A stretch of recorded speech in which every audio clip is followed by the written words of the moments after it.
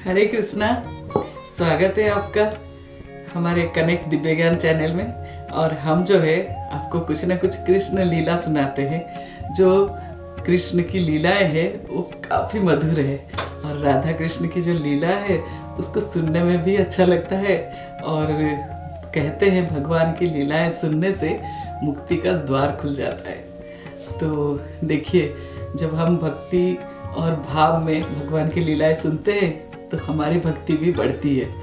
तो इसलिए आपको एक राधा कृष्ण की बहुत ही सुंदर सी लीला सुनाती हूँ। एक बार होली के टाइम जो है, होली के समय भगवान श्री कृष्ण जो है राधा रानी के बरसाना जाके उनको दर्शन देना था। और उन्होंने क्या किया, बाघांबर ओढ़ा और योगी के रूप में दर्शन देने गए। तो जब योगी के रूप में दर्शन देने गए तो ऊपर तो बाघांबर ओढ़ा है और शरीर में नीले रंग की विभूति भी लगाया और बहुत अच्छे से गंभीर मुद्रा में पहुँचे। तो वहाँ पे जैसे ही गए बरसाना, वहाँ पे शंख बजाने लगे। तो जब जोर से शंख बजने लगा तो सखियाँ जो है, सारे गोपियाँ भाग के गई हमारे राधा रानी के पास, श्री जी के पास, और बोले राधा रानी चलो चलो, कोई आए हैं हमारे बरसाने में और चलो जाके दर्शन करते हैं, देखो कितने जोर से शंख बज रहा है। तो श्री जी बोली हाँ हाँ चलो चलो, कौन है दर्शन करते हैं चलो। तो श्री जी और अपनी गोपियों के साथ आ रही है। तो कृष्णा जो है देखे कि श्री जी आ रही है, साथ में बहुत सारे गोपियाँ भी आ रहे हैं और बहुत अच्छे अच्छे जजमान भी आ रहे हैं। तो उन्होंने क्या किया, बोले सोचे कि अब चलो आसन जमा लेते हैं। तो उन्होंने एक आसन डाला, मुर्गछाला, और उसमें बैठे और बिल्कुल योगेश्वर रूप में बैठे, योगी की तरह। तो राधा रानी और उनके सखियाँ पास में आए।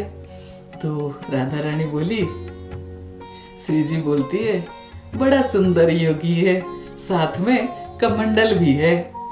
तो एक सखी बोली देखो तो मृगछाला भी है, नीचे मृगछाला बिछा के बैठे हैं। तो दूसरी सखी बोली कि इनकी भ्रुकुटी भी कटीली है। और उसके बाद जो तीसरी सखी है बोलती है चलो चलो पास में जाके पूछते हैं कि ये कहाँ से आए हैं और कहाँ जाएंगे। तो सब मिलके इकट्ठा पास में गए और बोले कि प्रणाम जोगी जी, आप कहाँ से आए हो। तो सब मिलके एक साथ बोले बाबा प्रणाम, बाबा दंडवत। फिर उसके बाद एक सखी बोली बाबा जी आप कहाँ से पधारे हो। तो दूसरी सखी बोली और अब आप कहाँ जाओगे। जोगीराज मौन रहे और कुछ नहीं बोले। सब सखी एकदम से आपस में बात करने लगे कि ये महात्मा तो बहुत ऊंचे लग रहे हैं। तो तीसरी सखी बोली कि देखो तो समाधि में कैसे डूबा हुआ है। तो सब फिर बार बार बोले कि जोगीराज जी, महाराज जी कहाँ से पधारे हो। धीरे धीरे नेत्र खोलते हुए श्री कृष्ण बोले कि दक्षिण दिशा से आए हैं। ओहो, तो ये गिरिराज जी की ओर से आए हैं। ओहो, यहाँ तो गिरिराज जी ही है दक्षिण दिशा में। तो सखियां जो है ऐसे बात करने लगी। किशोरी जी हंसते हुए और थोड़ा सा ठठोली करते हुए बोली योगेश्वर जी, बाबा तो वन में रहते हैं ना, अगर वन में नहीं रहना था तो बाबा ही क्यों बने। तो तपस्वियों का वेश क्यों धारा, शंख बजाते हुए बरसाने की गलियों में घूम रहे हो। ये तो कोई जोगेश्वर का काम नहीं हुआ कि बस्तियों में घूमो। सब सखियों ने एक साथ हंसते हुए कहा देखो हमारी राधा तो 64 कलाओं में निपुण है।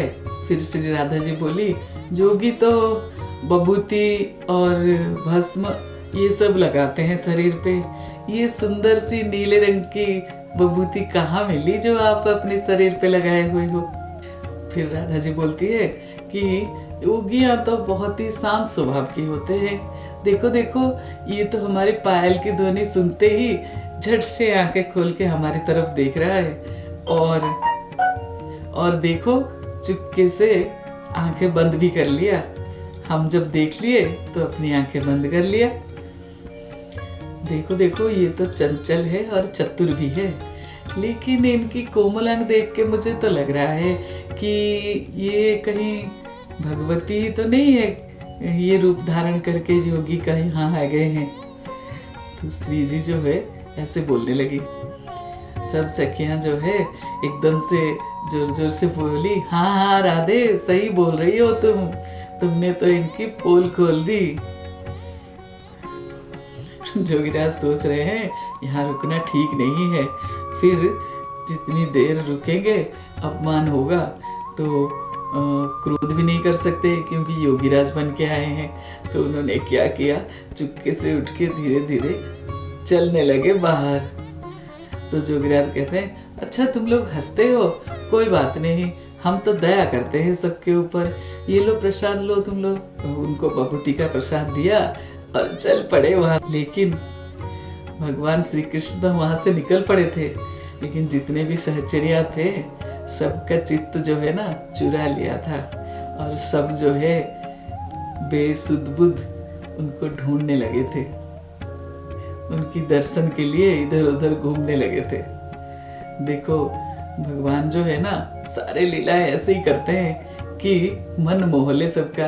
और देखो योगेश्वर बन के आए, कुछ बोले भी नहीं, लेकिन उनकी हाव भाव से सहचर्या जो है अपनी मन खो बैठी। तो ऐसे ही लीलाएं होती है श्री कृष्ण की। तो आपको और भी लीलाएं सुनाते रहेंगे, आप देखते रहना हमारे कनेक्ट दिव्य ज्ञान। हरे कृष्णा।